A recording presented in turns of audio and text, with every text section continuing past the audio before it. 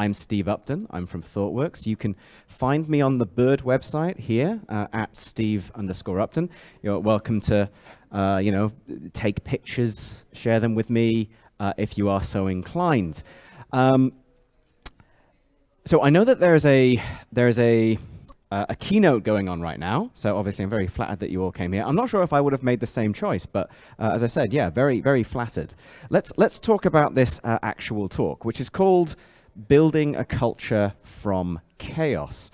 And we'll get to the building a culture part a little bit later, but the chaos part of this talk is referring to chaos engineering. So maybe you could give me just a quick show of hands here, and I've got some quite bright lights right in my right in my eyes.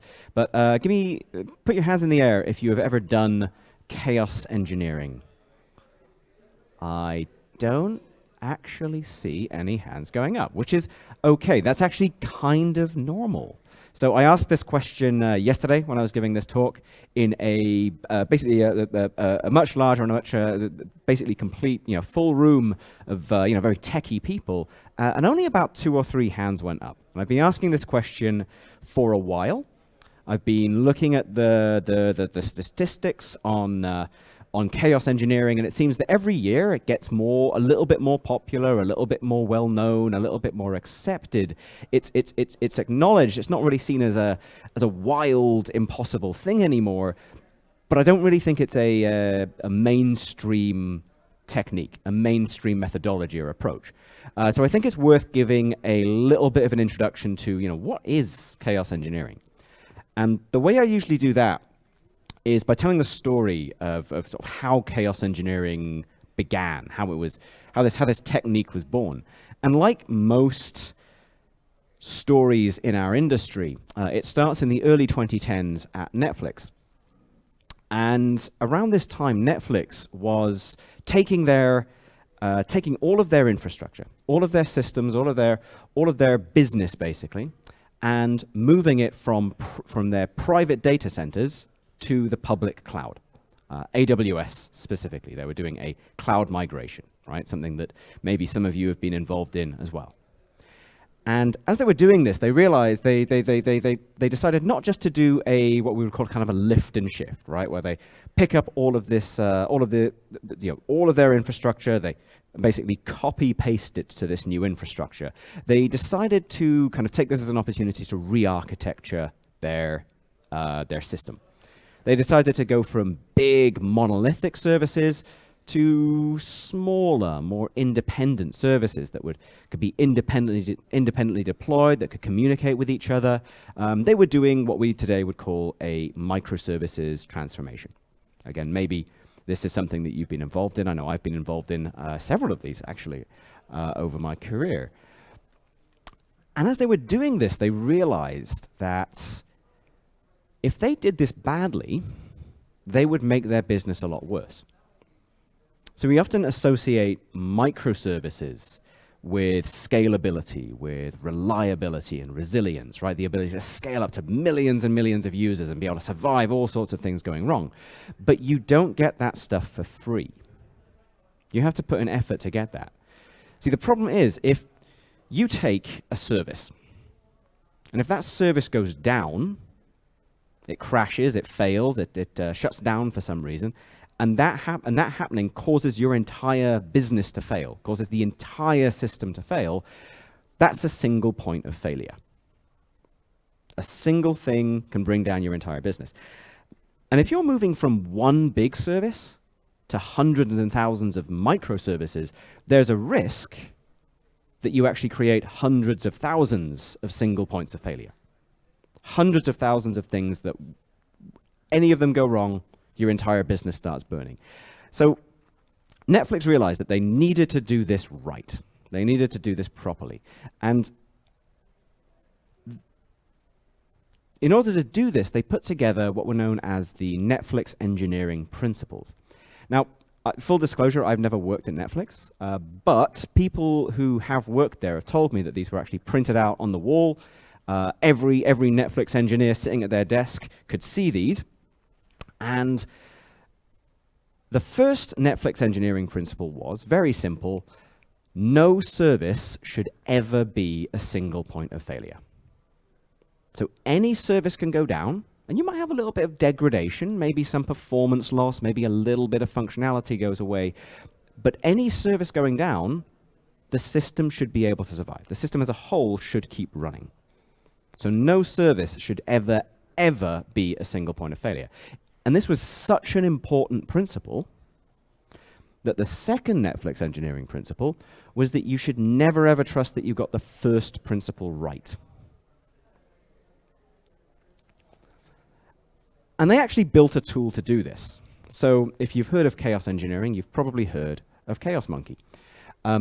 Chaos Monkey was a tool, a little automated tool that Netflix built. And what they did is they released this particular monkey during the weekdays when Netflix engineers were in the office, and they released it on their production systems. And what it does is it starts picking random servers, random microservices in the Netflix sort of system, and it turns them off. Pulls the plug on the server. It simulates them failing, maybe due to a hardware failure, maybe due to a software failure, a bug, a crash somewhere. Chaos Monkey simulates failures.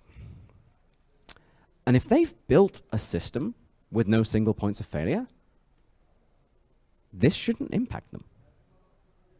Netflix should keep running. Again, maybe you kick the odd user off here and there, sure, but the system as a whole should keep running.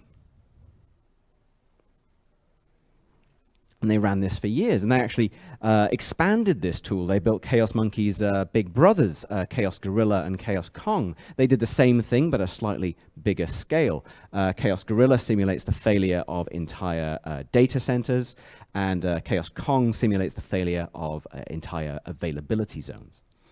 So we're testing here, if a meteor hits the east coast of the US, can people still keep watching Netflix? That's very important. They don't run this as often as Chaos Monkey. They run this a few times a year. But again, it's an important thing to test. Have they built a system with a single point of failure, even if that point of failure is quite big? One of my favorite of Netflix's monkey-themed chaos tools was Latency Monkey. What Latency Monkey does is it inserts random delays into network requests. So a request that used to take 200 milliseconds, well, now it takes 2,000 milliseconds. Or 20,000 milliseconds. And again, this is exactly the sort of failure we see in the real world, right? Someone trips over a Cat5 cable in a data center, or a network switch overheats. These are the sorts of things that happen. Sometimes networks just get a bit slow. And it tests some really subtle things. Have you set your timeouts correctly? Have you set your retry logic correctly? Again, it's testing this hypothesis. Is there a single point of failure? A single failure that could bring down the entire system. They actually built an entire suite of monkey-themed chaos tools called the Simeon Army. For a little bit of context here, this was from some kind of a previous era of the internet where internet-based monkeys were good and cool and not just scams. But this is also, I think, a big reason that chaos engineering became quite well known and quite popular was, Netflix actually talked about this. They shared their technology. They open sourced a lot of these tools. You can go and use them today. They shared these stories. And in fact, after doing this for a couple of years, they realized that they had invented something. They realized that they had invented chaos engineering, and they went back and they gave it the name chaos engineering. They actually built the website principlesofchaos.org to kind of retroactively define what they did. They put the definition up here that chaos engineering is the discipline of experimenting on a system in order to build confidence in the system's capability to withstand turbulent conditions in production. I really like this definition for a couple of reasons. So it calls out that it's a discipline, right? We sometimes, when we tell the story of chaos engineering, the big line, and I'm guilty of this as well, I just did this, is that, Netflix just releases the chaos monkeys. It starts turning off random servers. But there is a discipline to this. This is a serious, disciplined approach to engineering. And we're actually going to talk about that in a little bit more detail later. It also calls out that it's an approach of experimenting on the system. If you think about this, Netflix has a hypothesis. Netflix's hypothesis is they have built a system with 0 points of failure. What chaos engineering is doing is it's testing that hypothesis. It's constantly validating, have they actually built a system without any single points of failure or not? That's a really important thing to do. This is a disciplined scientific approach to experimenting on systems. I also like the fact that it calls out that it's about building confidence in the system's capability to withstand turbulent conditions in production. See, we all provision servers, right? We all press a button on a web console. We run a cloud SDK. We run a Terraform file, and we create a server out of nowhere. It just appears, right? It's abstracted away from us, but there's still hardware under there, and hardware fails. Yes, maybe you provisioned a server on AWS, but that's still hardware, and that can still fail. And I like this because a lot of our tools are about abstracting that away from us, allowing us to ignore it and forget it. But this approach here is about, let's embrace the fact that this is difficult. Let's embrace the fact that failures happen.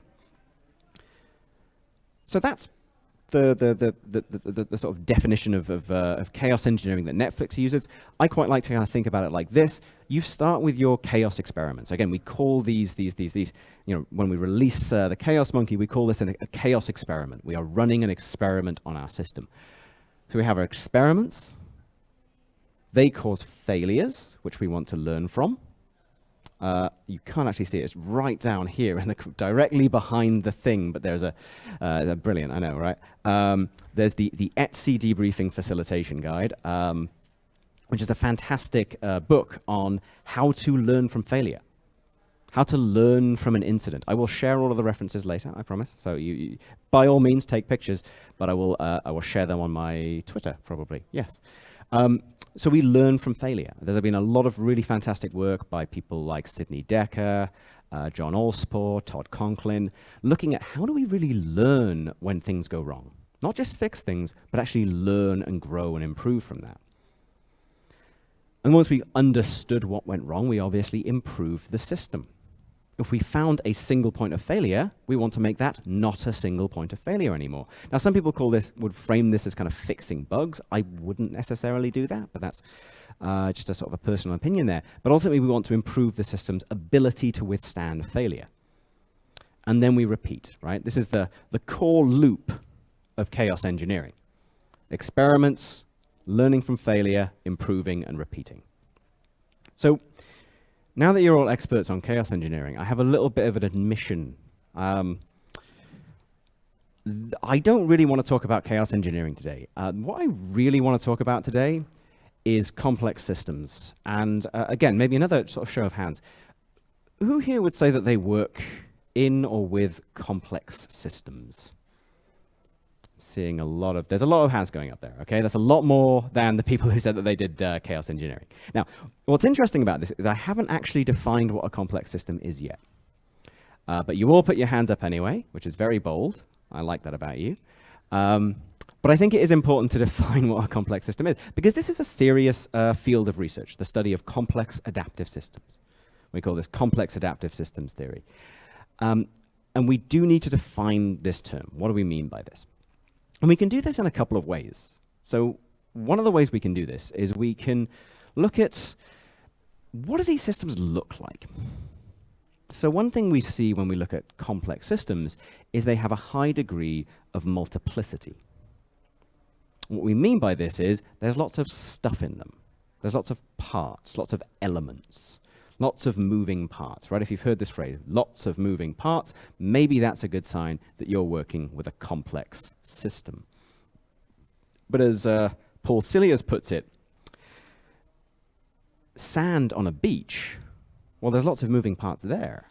Lots of sand, lots of grains of sand. But is that really what we think of when we say complex adaptive systems? Probably not. So we need a little bit more. We also see a high degree of interconnectedness, a high degree of interdependence, right? So all of these elements in the system communicate with each other. They share information. They talk, right? A crowd of people is a complex system. They can share information between each other. You can talk to the people next to you. You can talk to the other people in this conference. And these connections can be non-linear. So a small input can result in a very large output. One person in this conference today could start a rumor that one of the booths upstairs has really, really good swag, and there's going to be a huge crowd of people gathering around that booth, trying to get the cool swag. That's a non-linear interaction. Small input, large output. Those of you who study computer science will, of course, know that as the number of elements in a system scales, the number of potential connections between them scales potentially a lot faster, maybe even exponentially. Big O notation, right? For the computer science nerds there. So, the other thing we see is a high degree of diversity. So the elements of the system aren't all the same. They're different. They have different behaviors, different memories, different interactions. That also means we have different connections. Think about the relationship you have with your family.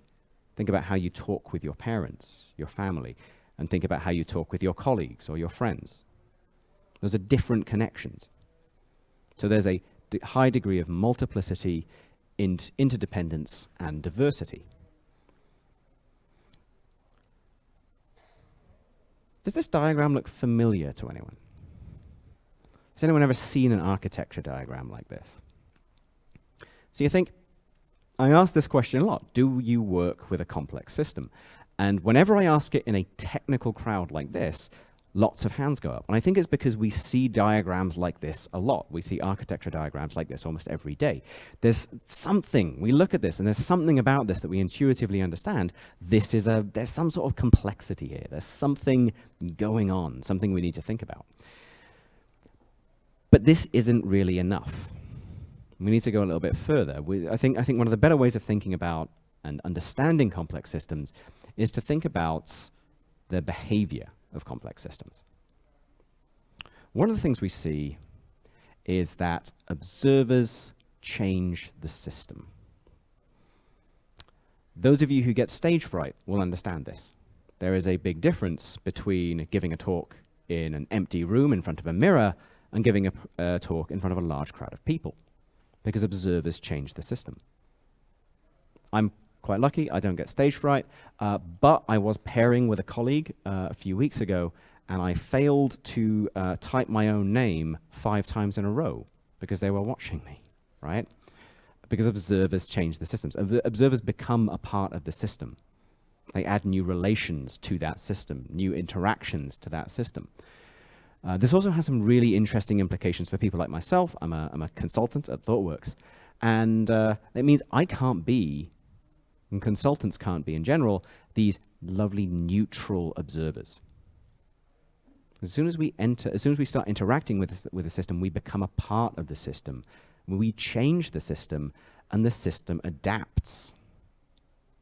Complex adaptive systems adapt, that's that key word there. They change over time. And this sounds pretty obvious, right? Things change over time. Stop me if I'm going too fast. But this has incredibly important implications for how we need to interact with these systems. It means a plan that worked yesterday might not work today. Think about the first COVID lockdown that you experienced, March 2020. At that time, most of that time I was living in Germany. And that was a pretty stressful time. Things that we used to think of as normal, everyday occurrences, the most normal parts of our lives, suddenly became impossible. Our entire lives changed almost overnight. Businesses were shut down. Our ways of lives changed. It was difficult and stressful, but there was also a sense that we were in this together. Unless you're a member of the British Conservative Party, of course. But we got through this. There was a sense of togetherness, and we weathered it. We found it difficult, but we weathered it. Now let me ask you a question. If we were to roll out those exact same lockdown rules from March 2020 tomorrow, would they have the same effect? A plan that worked yesterday might not work today, because every time we interact with a system, it changes. As the Greek philosopher Heraclitus put it, You can never step in the same river twice. Every time you step in the river, it changes. It becomes a new thing. What this means is when we're interacting with complex systems, we need to evolve along with them. It's a process of co-evolution. The system changes, and we need to change as well, otherwise we'll get left behind. And because the system is constantly changing, not just the system as a whole, but the subsystems, all these interacting parts and elements of the system are constantly changing, we see unintended consequences in complex systems. Because of all of these moving parts, no matter how carefully we try, no matter how hard we try, we will never be able to predict everything. We will never get everything right. As Barry Commoner put it, in a complex system, you never just change one thing. If the image of the background looks familiar, it's because it's one of the most widely distributed images in human history. It's called the Blue Marble. And it was taken by the crew of Apollo 17 as they left Earth on the way to the moon.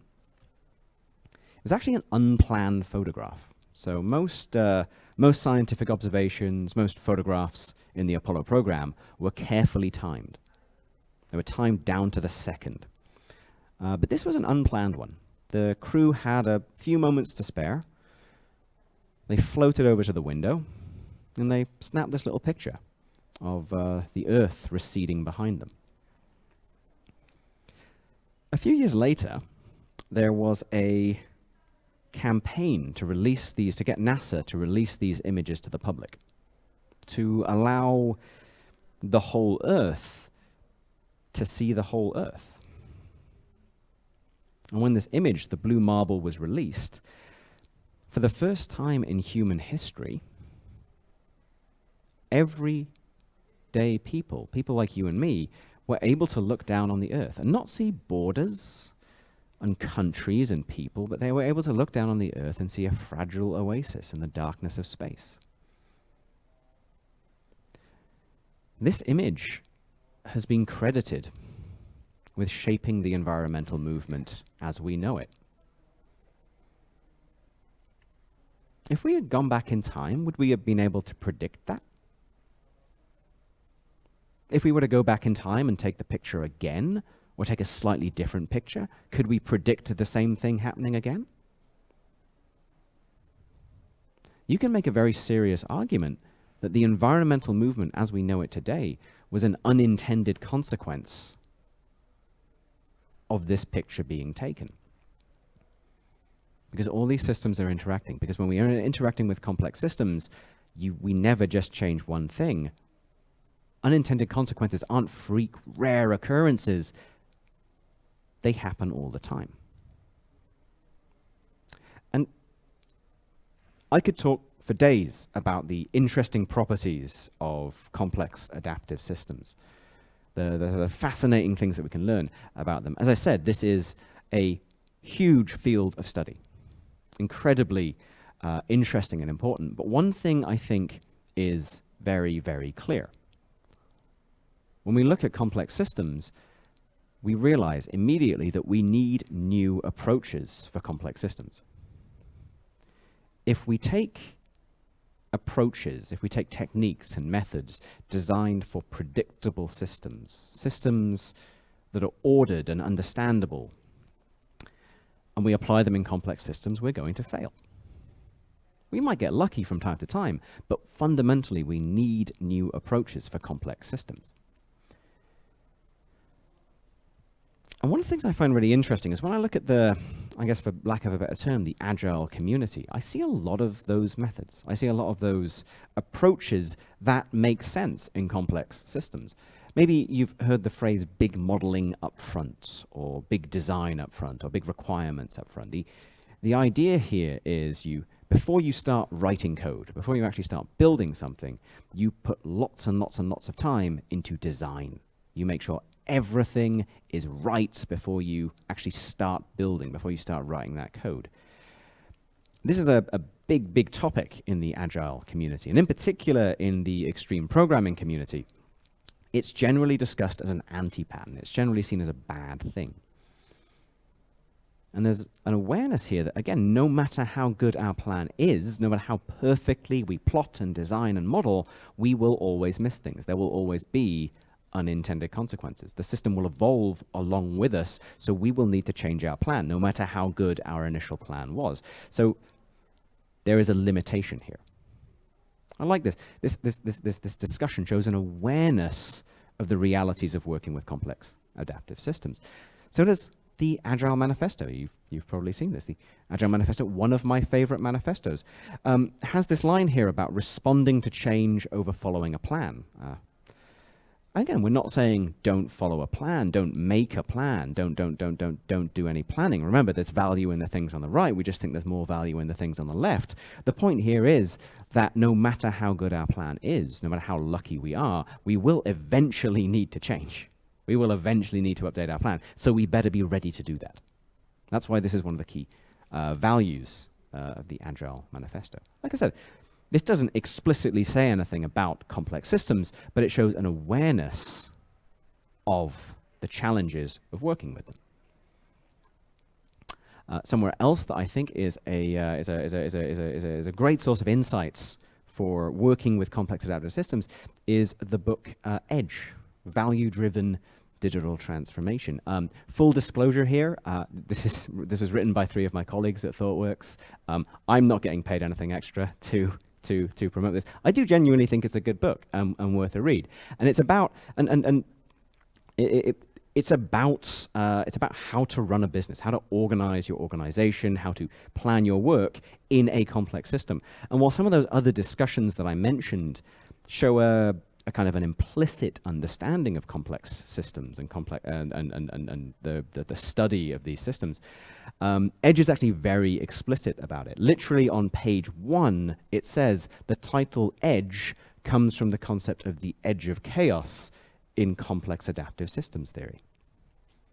It says, in times of uncertainty in complex systems, our traditional reliance on planning simply won't work. It's not that we don't plan, we do, we just don't believe our plans will survive reality. And this is an approach to problems that makes sense in a complex environment. This actually is suitable for a complex environment. This book is filled with some really, really good approaches to running a complex business in a complex environment, but you don't need to read a whole book to get these insights.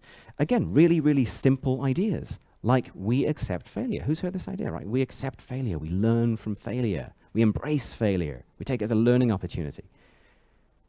This is a simple idea. If you've read the book Accelerate or the State of DevOps report, both well worth a read, you'll notice that this is a property of high-performing Western cultures. And this is such a common sort of popular idea that I've seen this framed and put on a wall, right? We accept failure. Because again, this is appropriate in a complex environment. Things will go wrong. There will be unintended consequences. So let's accept that. Let's embrace that, and let's use that as a learning opportunity, an opportunity to get better. I've seen this printed out and put on the walls of 3 separate offices for 3 separate companies that I have worked for or with. A little while ago, I was talking to Dave Snowden, who's a researcher in the field of complex systems. And he said that whenever you see this sign, what you're actually observing is a process of Darwinian selection to root out the fatally naive. See, we put up this big sign saying we accept failure. Now let's see who's dumb enough to actually admit it. And I don't think he's entirely right there, but I think there is a real risk that we print this out. We say, this is one of our values. We accept failure. We learn from failure. We put this big sign on a wall, and then we don't actually change. We keep doing the same thing. Whenever there's a failure, someone gets fired, someone gets punished, someone gets yelled at. We say we accept failure, but we actually don't change. We don't actually do that. A little while ago, I was actually the end of last year, I was talking with a client about some kind of changes to their organization and their team structures and kind of how they would deliver software. And at the end of the conversation, the person said, "That's great.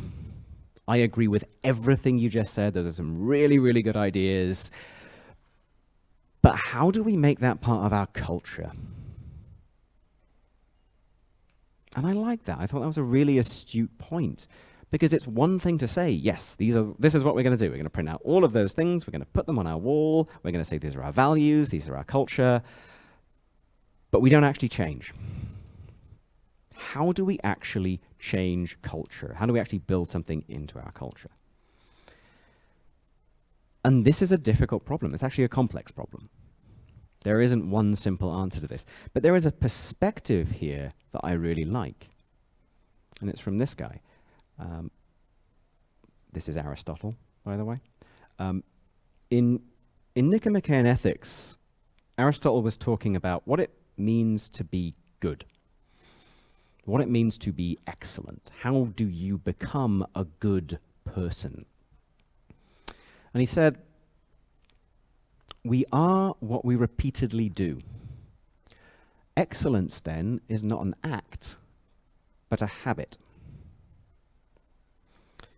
Technically, Aristotle didn't say that. That was a later philosopher, Will Durant, who was paraphrasing Aristotle. I've got to be very careful about my references. But the idea is the core idea is the same. The core idea is a really good one, I think. We are what we repeatedly do. Who we are, the people we are, the culture, our culture, is not what we say it is. It is not what we print out and put on a poster on the wall. It's not what we put in our value statements. It's not what we do once. Our culture is what we repeatedly do. I like this perspective because it reframes this problem. The problem here now is not how do we make accepting failure part of our culture. The problem is now how do we make accepting failure a habit? How do we make learning from failure and embracing failure something not just that we say, but something that we do every day? Well, the answer's here. It's step 2. It's step 2 of chaos engineering is learning from failure. At its core, chaos engineering is about making, embracing, and learning from and improving as a result of that failure part of what we do every single day.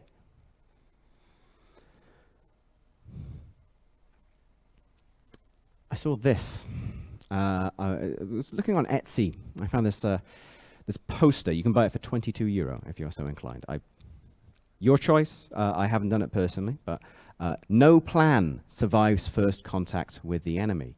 I personally prefer Mike Tyson's formulation of this quote. Everyone has a plan until they get punched in the mouth.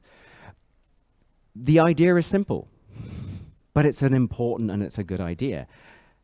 No matter how good your plan is, as soon as it interacts with reality, reality starts changing. Your plan is not going to survive contact with reality. You need to change. It's a simple idea. How do we make this part of our culture? Again, you could buy the poster. Maybe that'll work. Fingers crossed. But I think there's a better way. Again, it's step 2. The second Netflix engineering principle is to never trust that your plan was right, is to constantly revalidate that assumption, is to constantly validate that hypothesis. Yes, supposedly these were printed out on Netflix's walls. They were posters in the offices. But again, they went beyond that. They made it something they did every single day. When I look at this loop here, I see a lot of stuff written here about chaos experiments and how to run chaos experiments properly. It's not just about killing random servers. It's not just about releasing the monkeys and seeing what happens. You need to put serious thought into the design of your chaos experiments. You need to think about what you're actually targeting. You don't just pick random servers and off you go monkeys, let's go. As a friend of mine, Russ Miles, put it, if you have a service that you know for a fact is a single point of failure, and you run a chaos experiment where you crash that service, and then it causes your entire business to go down, you haven't actually learned anything. You've just annoyed some people and possibly lost your job. That's not a very good chaos experiment. So you need to think carefully about how do we maximize, how do we optimize learning? How do we get maximum learning out of each of these chaos experiments? We need to think carefully about our targets.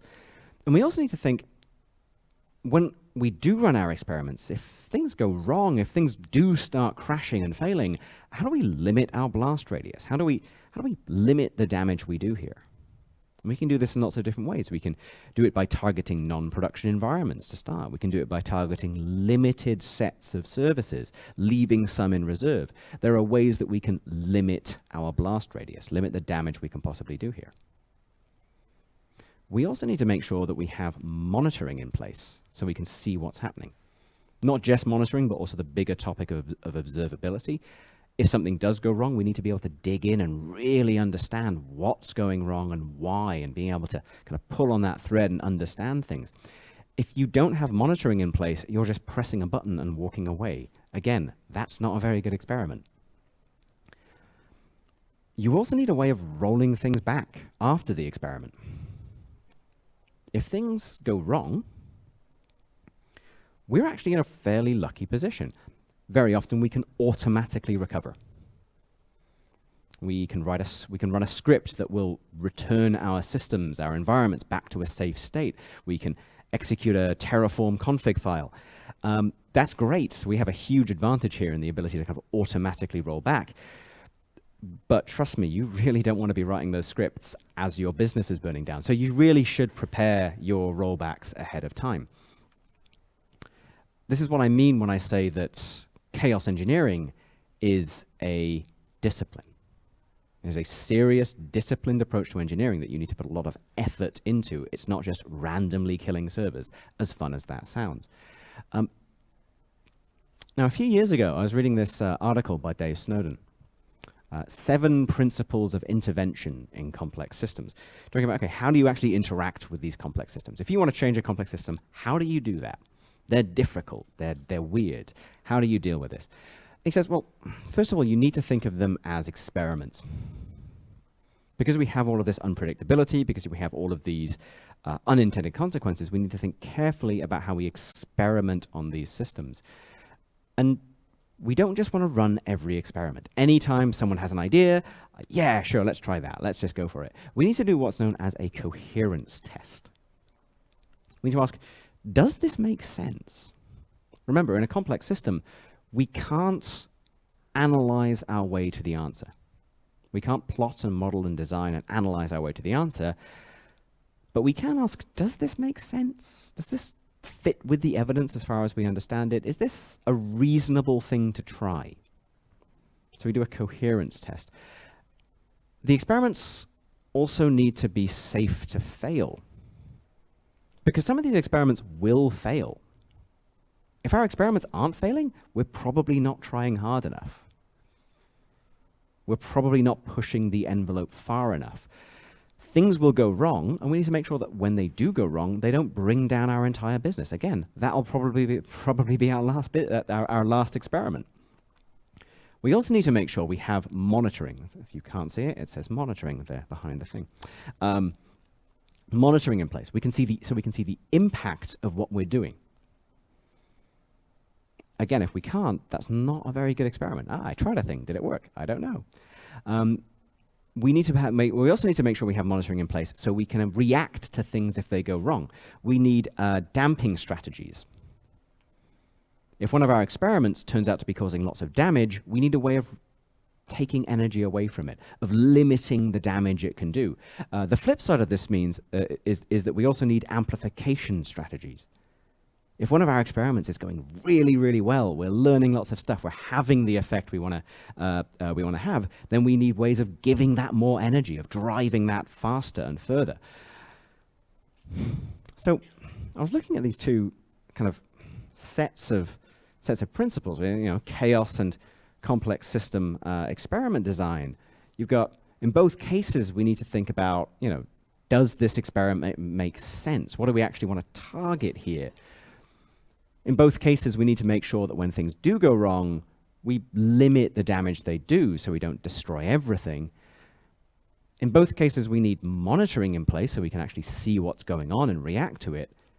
And we need a way of undoing damage after we've done it. Now, if you're looking at these two lists and thinking, well, they're kind of similar. Yeah, congratulations, you figured out the point of the talk, which is a lot of the skills that you need to work with complex systems are some of the same skills you build with chaos engineering. To be very clear here, I don't think they are exactly the same set of skills and techniques. There are a lot more techniques that we can talk about that support working in complex environments. This is, as I said, an entire field of study. I'll have lots of references at the end if you want to kind of dig into this. I think it is a fascinating and an incredibly important topic for all of us to learn. This is not going to teach you anything, but I think it is a reasonable first step. See, when we look at this, the core loop of chaos engineering, when we look at the literature, when we look at the chaos engineering community, for lack of a better term, we see lots and lots of stuff about chaos experiments, how to design and run good chaos experiments, all of that disciplined experimentation stuff that we talked about earlier. That's really important. There are thousands and thousands of articles called How to Get Started with Chaos Monkey, because it's a useful skill, monkeys are funny, and we all like doing that. There's lots and lots of good stuff written about learning from failure, how we react to that failure, how we learn from it and really get the most out of things going wrong. And there's lots and lots of stuff written about improving the resilience of the system. This is one of the biggest topics in chaos engineering. How do we improve system resilience? There's a difference here between robustness and resilience. Robustness means something is unlikely to break. It's like a hard stone wall. But resilience is about making things able to survive things breaking. Yes, things will break, but the system keeps going. This is the big topic in chaos engineering, and this is incredibly important. Building a resilient system is almost certainly something you should be doing. But I also think it's a first-order effect of chaos engineering. We do chaos engineering to improve our system's resilience. That's a good and a valid thing to say. It's important. It's a good reason to do chaos engineering, but it's a first-order effect. And this talk is about the second-order effects of chaos engineering. Not just how does it help us build resilient systems, but how does it change how we think about our work? How does it change how we organize our work and ourselves and our teams and our organizations? How does it change how we conceptualize problems? How does it change our culture? And for that matter, what about some of the other techniques we use? Test-driven design. One of my favorite things, TDD, test-driven design. We all know what the first order effect of that is. If you do TDD, you have more tests. And we like tests, that's good. Big fan of tests myself. That's the first order effect though. What are the second order effects of TDD? When you have a team that is writing tests before they write their code, how does that change their behavior? How does that change how they think about their work? How does that change how they think about their responsibilities and how their system works? How does TDD change your culture? What about continuous integration? What about continuous delivery? What about DevOps? We might understand the first order effects of those, but what are the second order effects of those things? How do they change how we think about our work? How do they change our culture? I'll leave that as a question for you. But as I said, chaos engineering, I don't think is a silver bullet. I don't think it's going to make you magically able to solve every complex problem. I don't think it's going to make you able to surf the complexities of complex systems. But I think it will build up some useful skills. I think it's a pretty useful first step. Thanks. There you go. And I promised references. So if you want to read about this, the 7 Principles of Intervention in Complex Systems is a very good article. Edge, Value-Driven Digital Transformation, that's a good book looking at kind of how you organize businesses around these sorts of things. Cynefin, this book, Weaving Sense-Making into the Fabric of Our World. Lots and lots of essays about sort of how to work with complex systems. That's really great. Dynamics in Action by Alicia Huerero is a fantastic, it's a really, really foundational work in the sort of study of complex adaptive systems. But I also really, really strongly recommend Complexity and Postmodernism by Paul Silias. I think that gives a really fantastic introduction to the theory and the science behind complex adaptive systems theory, as well as kind of linking you out to a bunch of other research as well. Managing Complexity and Chaos in Times of Crisis looks at some really practical approaches to working with complex systems, particularly when things go very badly wrong. And the final one is the Etsy Debriefing Facilitation Guide, which I think is a really fantastic guide for learning from failure. I tweeted, if you go to the Bird website, you can find me up there. I tweeted that out like 2 days ago. So you just like scroll, I don't tweet very often. It's like 5 tweets down, and then you'll find this. I've linked them all there. So again, thank you. Do we have any questions? It's actually very hard for me to see because there's like 2. Oh, there you go. There you go. Brilliant. I was just going to ask, what has been your most complex situation in a client or company that you had to deal with? Most large organizations are complex systems. I'm currently working with a client where we're doing a lot of organizational transformation. They're a very large federated organization, and dealing with the fact that every team is essentially an independent unit, is an autonomous unit with its own rules, its own desires, its own technology, and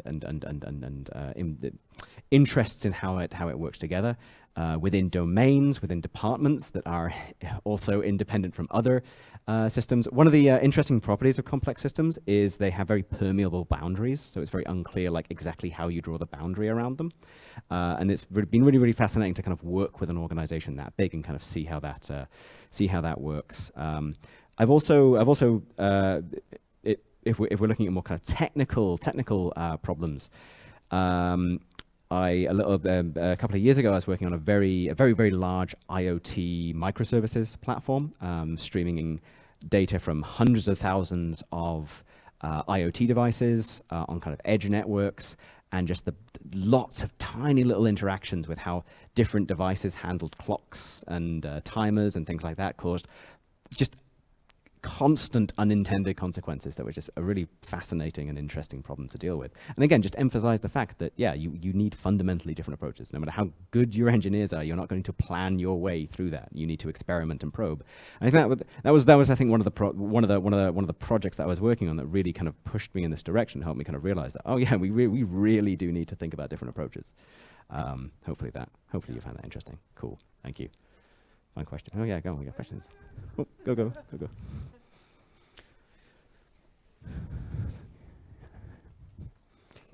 Hi, thanks for a great presentation. Thank you.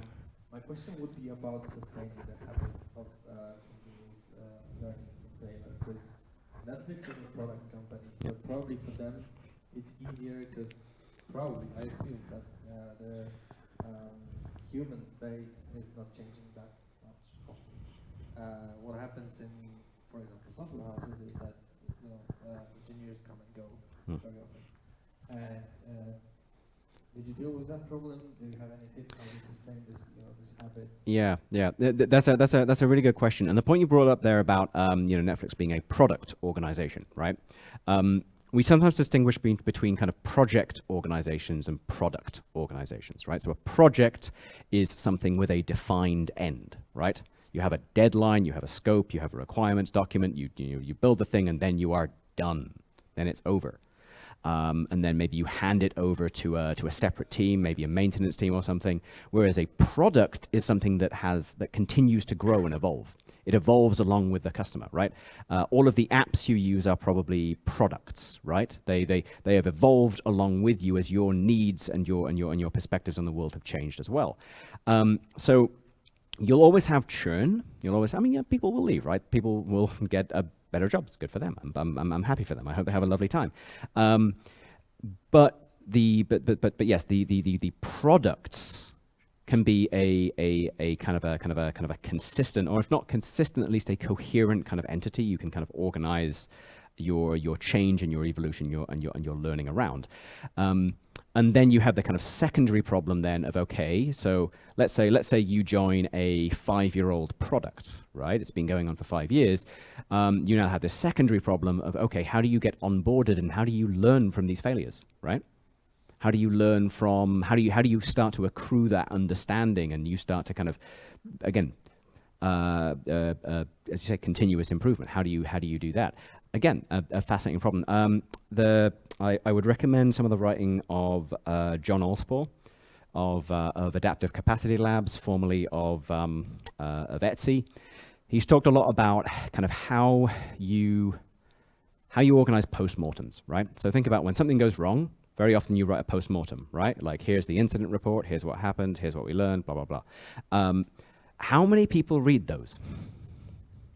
Have you ever read another team's postmortem? Have you ever read another team's incident report? Hands up if you have. Right, a few people do. It's not an impossible thing, but it's not a common thing either, right? And I think that one of the things that you can do is you can actually try to make that a compelling thing, right? Make your incident reports, make your learnings engaging and interesting. Make people want to go out and learn them. Make it part of your onboarding, right? So when you welcome someone new onto the team, say, okay, here's the setup documents to kind of get your laptop set up, and here's the last 5 times we broke the system.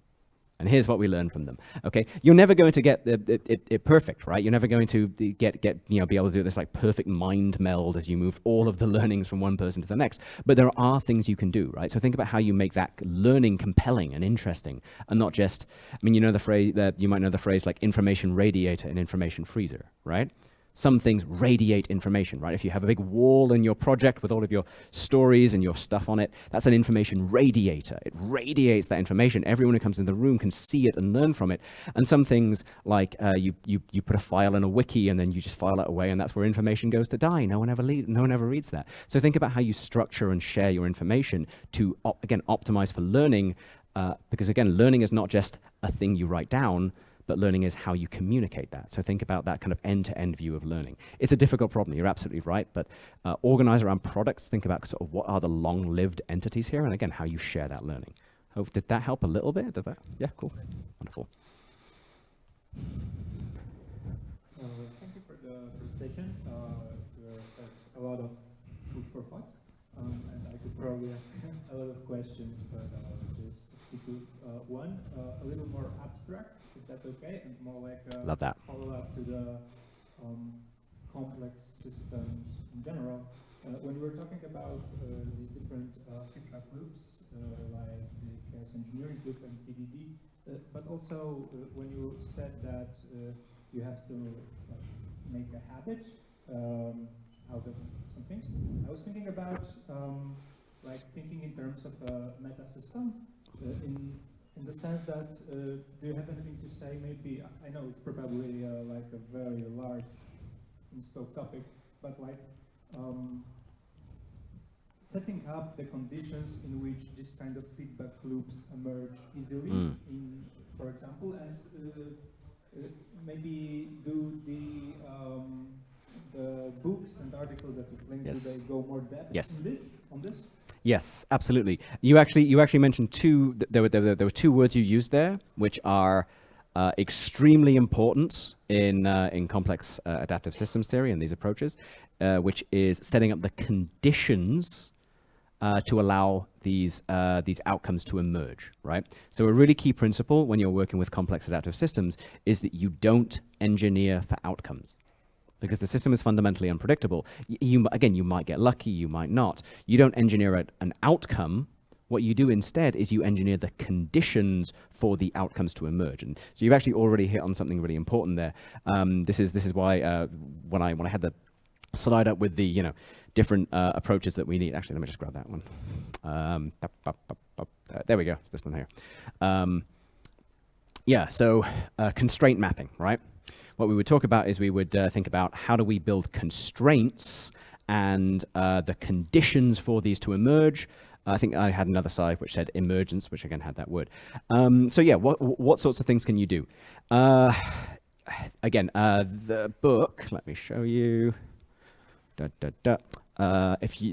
answers to that question, I would go probably to this book here, Cynefin, Weaving Sense Making into the Fabric of Our World by Dave Snowden and friends. That would be probably the first place I would go, followed by Dynamics in Action by Alicia Huero. Those two would be have some really, really good content there.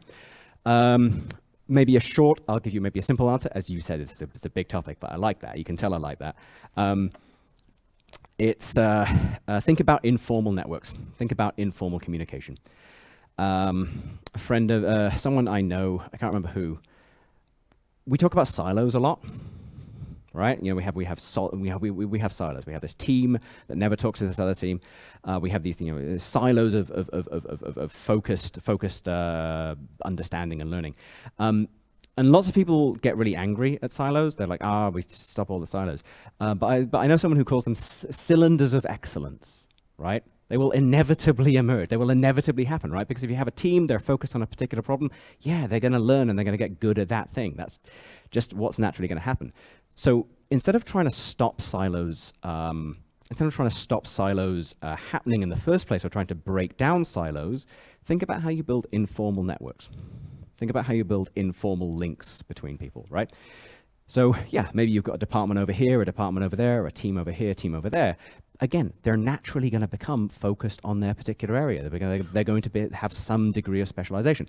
That's okay, but how do you get the learning to cross between them, right? So think about maybe an informal catch-up. Just have informal networks. Just have regular catch-ups. Get them to go out drinking. Get them to go out, have cross-team events. Just get them to hang out and talk. Get them to share their incident reports, for example. Setting up informal networks. That's actually also something which is talked about in managing complexity and chaos in times of crisis. That's another topic there. Talks about kind of building up informal networks. Good question. As you say, incredibly broad. Could probably go on for days, but there's 3 books there that would, there's probably even more. Yeah, but those 3. Cynefin, Dynamics in Action, and Managing Complexity would be roughly in that order is where I would go if you want to answer those questions. No worries. Good question. Hi, so I've got a question about constantly and instrumentation. There was an example when there were a lot of microservices and so on. But what if we have a legacy code base which is a monolith? And you really can just turn some part of it, because if you turn it off, you turn everything. Yeah. And how do you try to find the most vulnerable places in such projects? Yeah, probably just don't do chaos engineering there. It's about, so again, chaos engineering ultimately is trying to validate whether or not you have a single point of failure. And if you have a system that by design is a single point of failure, then turning that off and learning, oh yeah, look, the single point of failure actually is a single point of failure, then you haven't really learned very much. Again, so there's still things you can do, obviously, to learn and to test, right? You might want to think about kind of more targeted load testing, right? Maybe you've got a big monolith with hundreds of API endpoints, for example, right? And maybe you think, okay, maybe one of these API endpoints is more likely to kind of cause load and failures. So, okay, do targeted load testing on that one, but kind of releasing Chaos Monkey and just turning it down. Does turning off our one server cause our business go? Yeah, it does. Oh, look at that. Yeah, so maybe not chaos engineering, but you can still think about, again, how do you optimize learning? How do you maximize learning out of the failures you try to induce? Probably not strictly chaos engineering, but yeah. Does that help? No worries. Thank you. Good. Okay. All right, then, folks. Thank you very much for the questions, and thank you for hanging out.